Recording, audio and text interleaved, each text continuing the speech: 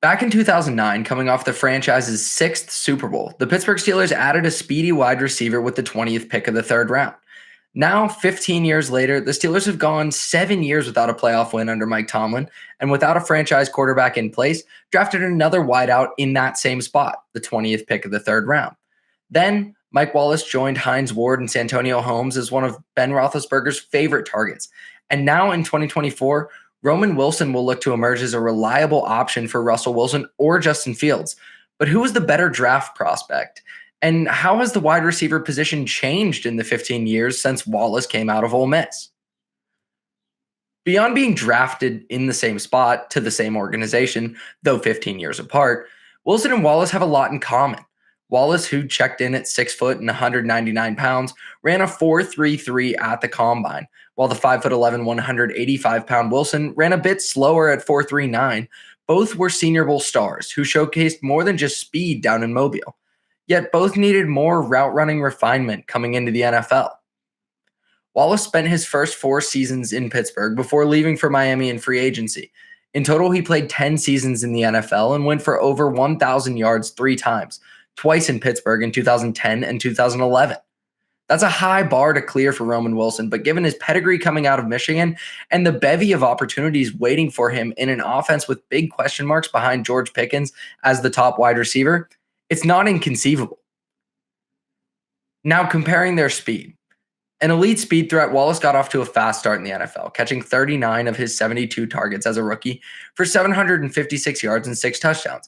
He averaged 19.4 yards per reception with an average depth of target of 19.2 yards downfield. In his final year at Ole Miss, Wallace caught 39 passes for 784 yards and averaged over 20 yards per catch. He was a big play waiting to happen, a true downfield vertical field stretcher. A staggering 38% of his targets and 44% of his receptions came on throws over 20 yards downfield in that rookie season.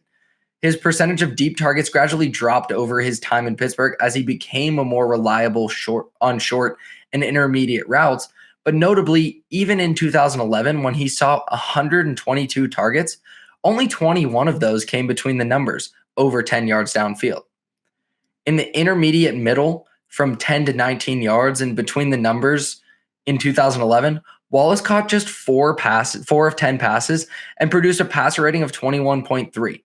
Now, with the rule changes made to protect defenseless receivers, and we all know why that happened, that area of the field is where players like Roman Wilson thrive. Wilson nearly has the same level of speed as Wallace. We illustrated that by the 4.33 and 4.39, but it's utilized in a much different way. Wilson ran 68% of his routes from the slot in 2023 at Michigan, and while he was an elite downfield receiver, catching 11 of his 15 targets over 20 yards downfield for 311 yards and 6 touchdowns, over half of those targets came between the numbers, where he was 7 for 8, and his quarterback, J.J. McCarthy, had a perfect 158.3 NFL passer rating. Wilson also saw 17 targets between the numbers from 10 to 19 yards downfield, that area that Wallace didn't really have access to. He went 12 for 111 yards and 2 touchdowns. Wilson ran a ton of deep crossing routes, giving his quarterback easy throws to a newly accessible part of the field. Those were highly efficient throws for Michigan, but didn't often translate into huge gains. Wilson's longest reception, seen here, of 2023 was a 47-yard grab against UNLV on a play-action crossing route. Wilson was able to accelerate across the field and looked to be almost jogging away from the defender by the time he turned for the end zone. He may not win as many go routes on the outside, but this is where his speed is most valuable. He can erase angles from the slot, and that'll be incredibly valuable for Pittsburgh.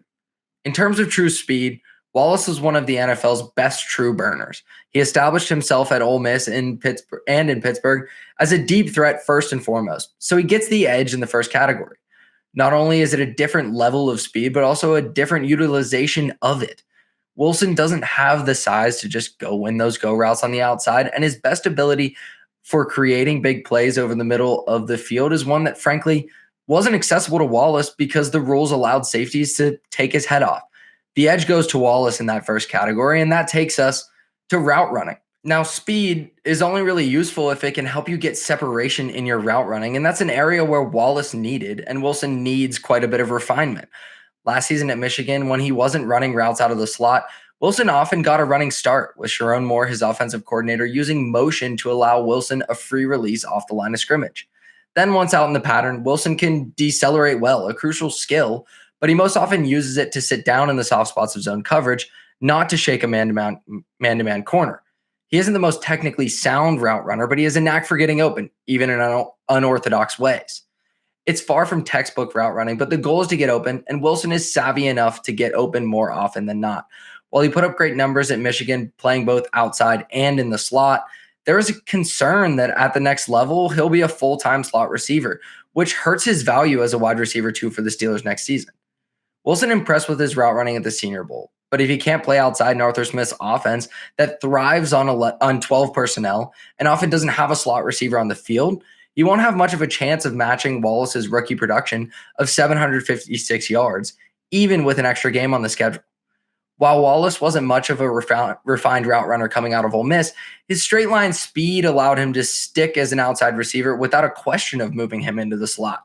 Yet it took years into his career to become a reliable underneath receiver, eventually seeing his average depth of target drop to 11.5 in 2015, his final year in Miami. Wilson is a much more ready-made route runner, and his awareness of the holes in zone coverage will make him a very quarterback-friendly player. So he takes the second category of our NFL prospect showdown, route running. Now we turn our attention not just to getting open, but to these players' ability to make big plays once they get the ball in their hands. Roman Wilson ran an excellent 40-yard dash, but where Wilson's speed didn't translate quite as well, and there is a significant divergence in the big play ability between Wilson and Wallace, is after the catch. Wilson forced just 2 missed tackles in 2023 and only 9 for his entire career at Michigan. Wallace was a chunk play waiting to happen at Ole Miss, not just on deep throws, but turning quick slants or screens into big yardage. As a rookie with Pittsburgh, that skill didn't translate. Wallace only forced 2 missed tackles and averaged 3.5 yards after the catch per reception. But in 2010, Wallace forced 7, and in 2011, he forced 14 missed tackles and averaged over 6.0 yards after the catch per reception in both seasons.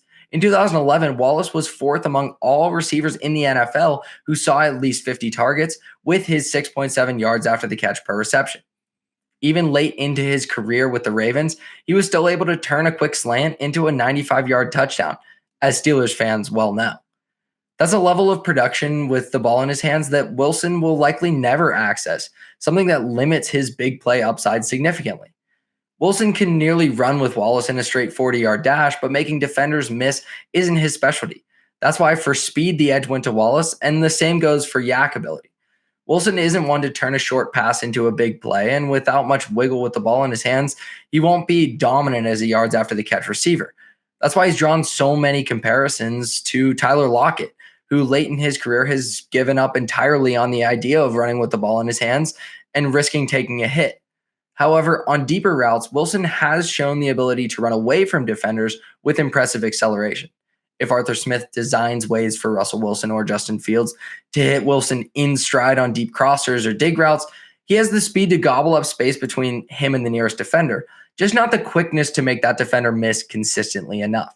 In terms of yak, the edge has to go to Wallace again, and he's up 2-1 in our NFL prospect showdown. That brings us to hands. One of Wilson's biggest strengths, and something that was an area of concern for Wallace coming out of Ole Miss, is hands.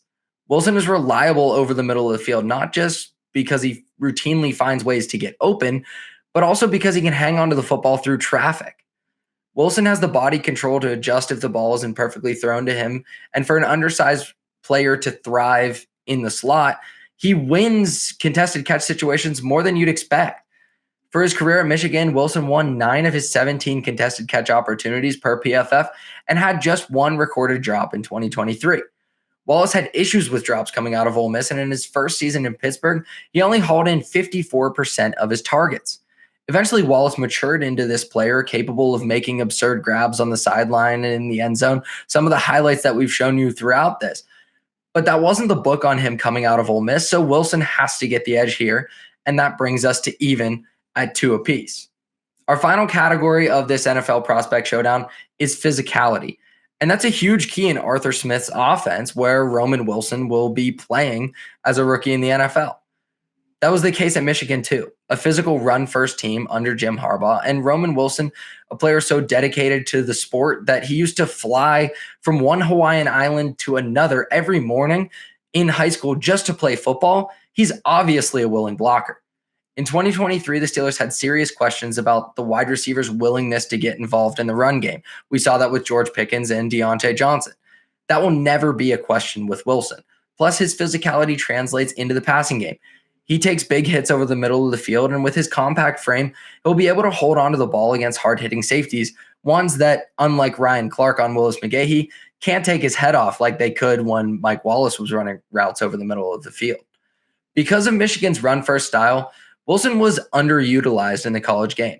His production was never quite on par with Wallace's incredible years at Ole Miss.